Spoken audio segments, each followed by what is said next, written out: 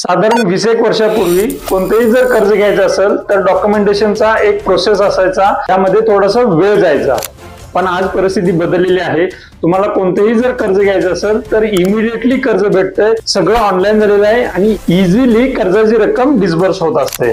मित्रांनो, खऱ्या अर्थानं ही एक प्रगतीचं लक्षण आहे. पण तुम्हाला माहित आहे, हा एक सुनियोजित असा हा ट्रॅप आहे. ज्यांनी हा ट्रॅपला ओळखलेला आहे तेच खऱ्या अर्थानं श्रीमंतीकडे वाटचाल करत राहतात.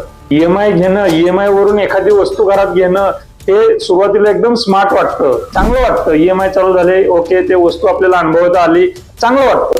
पण ही एक गरिबीची सवय आहे मित्रांनो.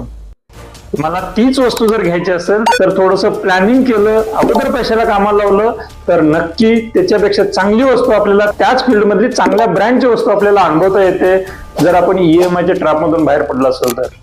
अनेक लोक ह्या ईएमआय टू ईएमआय मध्ये खूप अडकलेले आहेत. तुम्हाला जर तसं अडकल्यासारखं वाटत असेल तर या नंबरवरती संपर्क करा. आम्ही तुम्हाला त्यातून बाहेर काढण्यास मदत करू. थँक्यू.